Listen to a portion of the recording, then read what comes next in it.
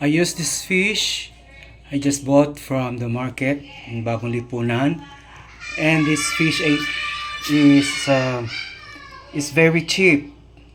This is a mixture of carajo, small carajo, and there are other like this fish like this. Maybe this is stonefish, and but mostly it's carajo. I bought 3 kilos for only 50 pesos per kilo. And so what I am going to do is to make this as bagoong or patis and bagoong. This is the first time I will make this patis or bagoong. I've seen it in the YouTube, and there are many ways to make this. So based on my evaluation, I will try a recipe which is 1/3 salt, 1/3 salt mixture. Okay, so I have cleaned already some of this because the 1 kilo I will cook. 1 kilo I will fry it, or probably I will place some vinegar and paksiw. So this one is the remaining estimated 2 kilos, which I will make into bagoong. And so bagoong is just very simple. Bagoong is a fermented fish, and the sauce of that is known as patis, fermented, or we call it fish sauce. Now usually it takes time to produce a fish sauce, and so if you are in a hurry to eat, then you can settle to bagoong. Okay, so after all, bagoong, any fish can do or can be used in making bagoong and patis. And this time, since this is the cheapest and available in the market, then I will use this carajo mixture with other fish. So okay, so this is it. So I have cleaned this already, and I will just separate this from the portion which I cleaned. The water that I used here, this water is salty water. Not salty water because I placed some salt, because majority of the bagoong makers wash their fish through brine, which is the mixture of water and salt. This one I remove the scales. This is for, I will fry this, but this one I will not remove the scales. Okay, so I'll just separate this from the other portions. So I place here water that the last cleaning, for last cleaning. Then I will place some salt. That's why this is called brine solution. Salt and water.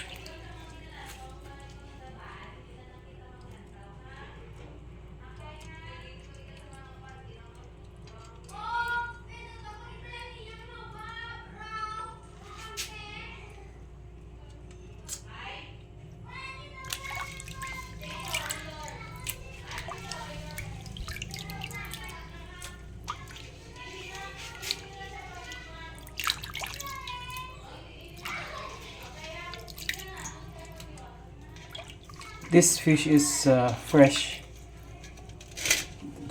delivered to the market, bagong lipunan market. So I think that's the last already. Then I will measure the fish.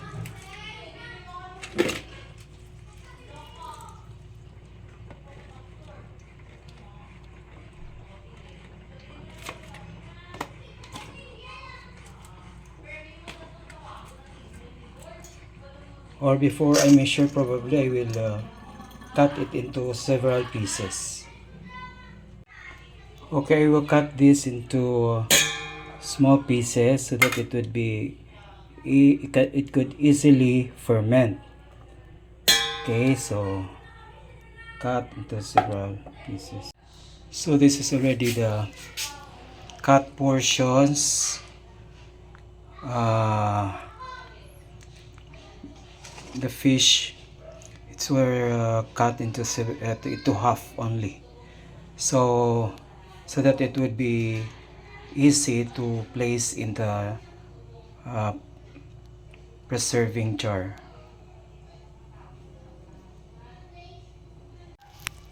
Just an estimate, one third portion of this is the salt. So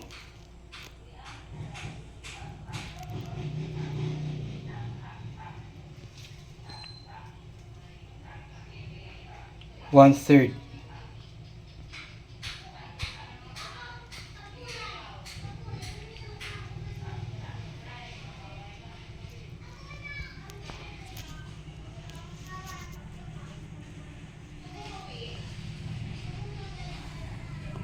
Okay, so just an estimate, one third of that is the salt. So I think this is a good estimate of one third. I'll just add a small amount later on the top of each bottle. So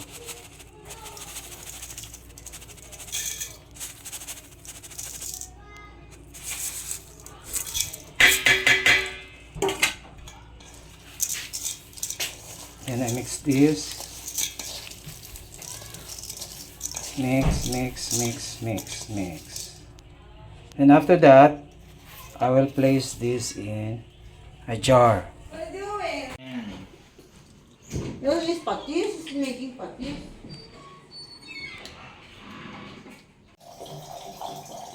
This is the finished product.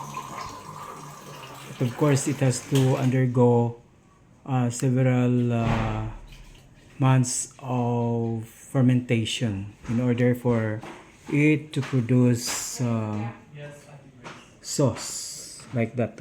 It's already developing. So tomorrow we will check this, how far will it develop into fish sauce. Make sure that you have to place plastic here to tighten so that the air will not get inside the bottle. When the air get inside the bottle, it will cause decomposition. It will not ferment. So make sure that the lid is tight. Okay, so this is 2 kilos of fish that I used. We will check it after 1 day, 2 days, and for a week or 2 weeks. This is the result of my bagoong the following day. Yes, then this time I will make some revisions. I will stir it and mix the content of this. Then I will replace this with a plastic which is much softer. This one is very hard and it could not bend easily to provide a tighten effect of the lid of these jars. So I will also mix this in a plastic jar because this one is an improvised cover. This is an improvised cover I made yesterday. So I will mix these two into this one big plastic jar, so that it would be easy for me to mix, and it would be less cumbersome.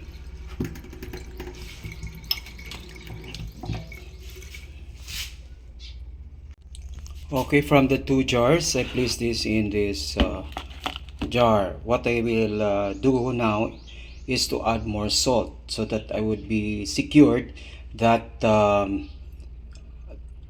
this will not be spoiled or contaminated with other bad microorganisms. So this one, I will also change this plastic overlay, or plastic yes, a plastic overlay for this before the lid is set. So that's why I will also add salt to this one. So I will add salt, this one here. There is no problem with salt. Actually, there are the more salt, the better. In some cases, they use 1:1 proportion. 1 kilogram salt and 1 kilogram fish. So this is to avoid spoilage of fish. Okay, and this one,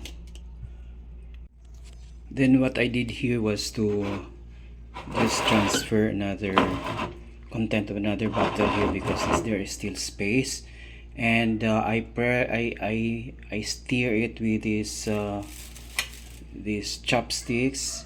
I stirred it and I pressed it with my hands. So that's the result. I press it so that there will be no air spaces in between the fish. Okay, then after that I will cover it with its lid.